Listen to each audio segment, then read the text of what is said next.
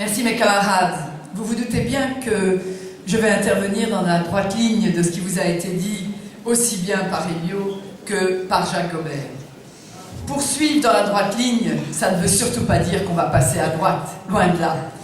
Ça veut surtout dire que je vais d'abord vous rappeler le contexte dans lequel nous sommes et les perspectives d'avenir. On l'a dit, 5 années devant nous. Est-ce que ce sera 5 années de glaciation, 5 années de combat ou 5 années de stabilisation? Des décisions déterminantes qu'il va nous falloir prendre dans le contexte dans lequel on est, déterminantes pas seulement au niveau européen, puisque nous avons les mêmes élections, déterminantes au niveau fédéral et régional. Nous sommes entrés de plein pied dans la 6e réforme de l'État. Certains d'entre vous disent qu'ils ont entendu trop souvent « sans les socialistes, ce sera pire ». Eh bien, moi, je vous dirais, camarades, qu'avec les socialistes, ça a toujours été mieux. Mieux que certains. Mieux que ce que certains nous promettent. Rappelez-vous, nous étions dans un état instable. Nous avons connu une crise institutionnelle. S'il vous plaît, la mémoire d'où nous étions il y a moins de 2 ans. 2 ans de législature, pas 4 comme les législatures normales, 2 ans de législature. 2 ans de législature pour donner à l'État belge dans lequel nous vivons de la crédibilité et de la stabilité. Stabilité pourquoi? Parce que nous, socialistes, nous sommes d'abord responsables et responsables envers tous les citoyens. Crédibilité parce que nous ne sommes pas dans un territoire totalement autonome. Nous sommes entourés dans un contexte européen et aussi mondial.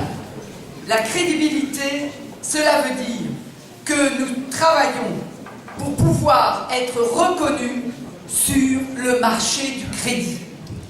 Qu'est-ce que cela a à voir avec nous chaque jour? Tout simplement. Tout simplement que grâce au travail qui a été fait sur le marché du crédit, nous empruntons beaucoup moins qu'au taux auquel la Grèce, l'Espagne, le Portugal, l'Irlande ont été soumis. Ça veut dire que ces États qui ont dû emprunter à ces taux-là se sont retrouvés à genoux. Est-ce que vous n'avez pas eu la souffrance de voir les pensionnés espagnols manifester? Quelle souffrance par rapport aux décisions qui ont été prises en Grèce et à la montée de l'extrême droite? Quelle souffrance par rapport au Portugal et à l'Irlande? Des taux qui ont plombé leur économie, qui les ont déstructurés, des taux qui ont tué la vie des citoyens, des gens que l'on a vu vivre dans des tentes en Espagne, des gens dont les services publics ont été démantelés, des gens dont le pays a été mis à genoux. Je vous rappelle que ce soit l'Espagne, le Portugal, la Grèce, c'était ces dictatures pour lesquelles et contre lesquelles nous avons combattu il y a moins de 3 jours. C'était la révolution des œillets qu'on fêtait. Rappelez-vous, camarades, c'était des dictatures. Aujourd'hui, nous avons dit, nous socialistes, que nous assurons stabilité et crédibilité. On nous reproche beaucoup de choses. On nous a reproché la dégressivité du chômage. Elle a été prise en 2012. En 2012, est-ce qu'on ne pouvait pas espérer qu'en 2014, nous aurions d'autres perspectives? C'est pas le cas. C'est pas le cas, alors, comme de bons travailleurs que nous sommes, on remet notre travail sur le métier, et nous l'avons dit. Et jusqu'à la semaine dernière, on l'a fait. On est arrivé, jusqu'à la semaine dernière, à modifier toutes les attaques contre les chômeurs. Parce que les chômeurs, c'est pas ceux qui ne veulent pas travailler. Les chômeurs, ce sont ceux, et nous le savons dans cette région, qui payent. Et j'espère qu'on ne payera pas la crise de Crimée et la crise de l'Ukraine. C'est ceux qui payent le démantèlement que le capital est en train de nous imposer. C'est ceux qui payent ce que les banques refusent de faire, de soutenir les petites et moyennes entreprises en accordant des crédits parce qu'ils ont peur de perdre. Je rappelle que nous, socialistes, nous avons été les premiers, et Elio au niveau européen a été le premier à dire que l'austérité n'était pas le bon chemin. Il a réussi à convaincre tous ses partenaires. Et enfin, le mot qu'on voulait est arrivé, le mot de la relance. Au niveau de l'austérité, des mesures ont été prises, c'est vrai. On est lucide, on est honnête, on n'a pas de porte de derrière. Oui, elles ont été prises. Simplement, nous avons aussi pris la mesure de la sécurité européenne en se mettant au cœur des mesures en cas de difficulté pour obliger, et ça pour avoir été au Parlement européen, je peux vous dire que c'est neuf, pour obliger la solidarité européenne à refonctionner. Donc, si demain, encore une difficulté était devant nous, nous pourrons faire appel, et je le dis, à la solidarité européenne.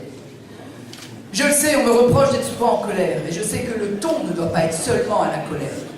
Le temps, il est aussi celui de la responsabilité. Notre responsabilité, c'est celle de protéger. Protéger les citoyens, où qu'ils soient, quoi qu'ils fassent, quoi qu'il leur arrive. Il faut protéger à chaque instant parce que nous avons commis l'erreur de croire que le capital s'était endormi, de croire que le capital avait oublié, qu'il avait intégré nos acquis comme étant des données essentielles de la vie en commun. Ce n'est pas vrai. Le capital, c'est une hydre à 1000 têtes. C'est pire que le dragon de Mons. Chaque fois qu'on en coupe une, il en retrouve une autre. Le capital, c'est quelque chose qui, chaque fois, reviendra sur le tapis pour essayer de nous combattre. D'abord, de combattre nos acquis sociaux, qui pour eux ne sont pas considérés comme du bon, c'est considéré comme une limite à leur possibilité d'avancer vers le profit. La force du peuple, la force des citoyens, c'est celle qui nous a permis de gagner les combats, et on en a besoin encore aujourd'hui. C'est celle qui nous permet le combat d'émancipation, et on en a besoin encore aujourd'hui. C'est celle qui, par le passé, grâce soit rendue à tous nos anciens, nous a permis d'être aujourd'hui ici, debout, en liberté et en capacité d'agir. Alors aujourd'hui, encore aujourd'hui, à 25 jours d'une échéance décisive, avec lucidité, mesurons la crise dans laquelle on est, mais remercions le travail effectué à la région Wallonne par nos collègues socialistes, parce que la Wallonie se redresse et elle avance. Quoi qu'en disent les esprits chagrins, la Wallonie se redresse et avance. Le nombre d'entreprises de PME qui sont présentes dans tout le champ économique. La Wallonie se redresse et avance. Et la Wallonie se redresse et avance avec Bruxelles. Encore une fois, ce mot de solidarité, il est fondamental pour nous. Bruxelles et la Wallonie, nous devons avancer ensemble. Ensemble. Un mot qui nous tient chaud au cœur. Un mot que nos camarades de la FGTB ont aussi au cœur de nos slogans. Unis, ensemble, c'est comme ça que l'on doit avancer. Et donc demain, nous avons devant nous un or particulier. 4 partis contre 3. 4 partis avec Groen et 3 avec la droite. La droite extrême, la droite profonde, celle que moi j'ai côtoyée au fédéral. Celle qui considère que chaque centimètre pris aux socialistes est une victoire. Celle qui a peur qu'on leur prenne tout ce qu'ils ont acquis, c'est-à-dire uniquement leur richesse, en oubliant la mémoire du travail que nous, Wallons, nous avons fait pour toute la Belgique sans jamais rien réclamer. Leur enlever une partie de leur acquis, comme si, en Flandre, il n'y avait pas des ouvriers qui souffrent, qu'ils soient à Fort Genk, qu'ils soient dans le Luxembourg, dans le Limbourg. Les ouvriers n'ont pas de frontières quand ils doivent se battre. Les ouvriers n'ont pas de frontières, même dans un État comme dans la Belgique, quand ils sont en souffrance. Mais eux, ils veulent faire croire qu'en Flandre, ce n'est pas la même chose. Est-ce que les 4 autres partis, demain, SPA, Open VLD, Groen et aussi CDNV, seront en capacité de tenir la dragée haute à la LVA et de faire en sorte que le dialogue dont nous avons besoin pour que ce pays reste debout sera possible? Est-ce que ce sera possible? Je ne sais pas, ils avancent. Lorsqu'un Van de la Notte ne peut pas avoir un débat avec un Bart de Wever, qu'est-ce qu'on doit en déduire? Que peut-être quelques vérités seront dites, comme celles qui sont déjà en train de pratiquer à Anvers, comme celles qui sont déjà en train de pratiquer à Alost, où on crée le guichet spécial non anversois, non belge, à l'arrière de l'administration communale. Oui, mes amis, c'est ça. La Flandre, c'est aussi un endroit où demain, pour pouvoir inscrire ses enfants à Bruxelles dans une école flamande, il faudra prouver un niveau de connaissance de la langue. C'est ça. Mais ça, je dirais, c'est le début de l'iceberg. Parce que ce qu'ils ont en tête, c'est ce que Elio vous a décrit tout à l'heure. Ils ont un programme. Ils ont un programme organisé, structuré. Ils ont un programme qui n'attend que le 25 mai au soir et nos divisions pour pouvoir avancer. Parce qu'en Flandre, on est d'abord flamand, avant d'être autre chose. Ne l'oubliez pas. Alors vous me direz, Stabilité, crédibilité, solidarité. En Wallonie, qu'est-ce qu'on en fait? On en fait qu'en Wallonie, j'ai un gouvernement dans lequel j'ai des socialistes qui se sont engagés. Demotte, Marcourt, Furlan, Tillieux. Ils ont été à la manœuvre de leurs compétences. Ils ont travaillé aussi pour que la relance économique soit présente. Ils ont travaillé pour que les aînés, les handicapés, les plus démunis, les fragiles, tous ceux qui sont en situation de surendettement, tout cela soit protégé. Voici donc un des premiers bilans que l'on peut tirer. Un gouvernement wallon où nous serons présents sera un gouvernement wallon qui renforcera le Parti socialiste. C'est vrai qu'au niveau fédéral, certains aimeraient bien, vraiment, que ce qui nous unit encore, la sécurité sociale, la mobilité, la fiscalité, la santé, que tout cela, tout ce que nous appelons la protection et qui est vraiment notre travail permanent, que tout cela soit vidé de son sens. Ils veulent prendre le pouvoir. Alors demain, on va se regarder. Et c'est là qu'on va mesurer ce qui va vraiment se passer. Demain, on va faire en sorte, parce qu'il faut que ce soit comme ça, que le rêve impossible qu'ils ont de nous éliminer du paysage politique ne soit pas réalisé. Il est impossible que nous, socialistes, disparaissions du paysage politique, parce que cette perspective, c'est véritablement la fin de tous nos combats. Certes, soyons lucides, on n'a pas fait tout ce que vous attendiez. Certes, on n'a pas tout fait, mais la sécurité sociale est là. L'index est toujours là. La volonté d'augmenter le salaire est là. La volonté de protéger les jeunes et de leur donner un avenir parce que c'est notre avenir est là. Surtout, faire en sorte que les aînés soient respectés dans toutes leurs composantes. Ils ont donné quand même plus qu'il ne fallait pour que la Belgique, pas seulement la Wallonie, pour que la Belgique tienne debout. Et c'est parce qu'ils ont été là que nous avons pu résister. La semaine dernière, on l'a fait.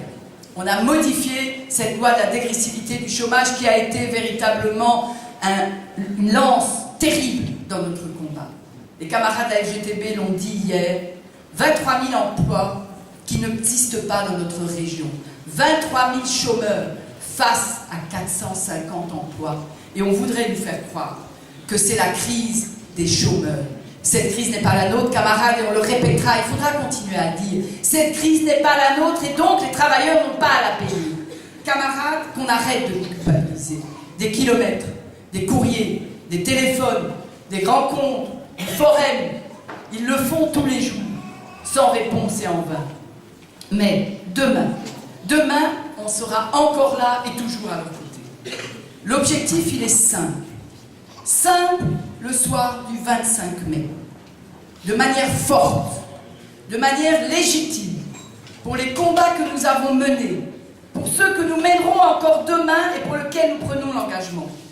Il faut que nous soyons présents. Présents autour de la table des négociations, mais présents aussi au Parlement pour que toutes les attaques, directes ou indirectes, contre les syndicats, contre nos acquis, puissent être protégées et maintenues. Crédibilité, stabilité et solidarité. Ça, c'est le véritable engagement. Pas seulement les promesses irréalisables, mais les yakas, mais tous ceux qui sont marxistes ou tous ceux qui sont de gauche. Mais nous avons des cahiers pleins de nos engagements et de fausses promesses. Des analyses, on les a tous. La question, c'est demain. Comment est-ce qu'on fait quand on vous regarde droit dans les yeux et qu'on vous dit « Oui, ça nous l'avons fait et on a avancé pour vous ». Nous, socialistes, on veut agir. Agir ensemble. Agir pour la solidarité.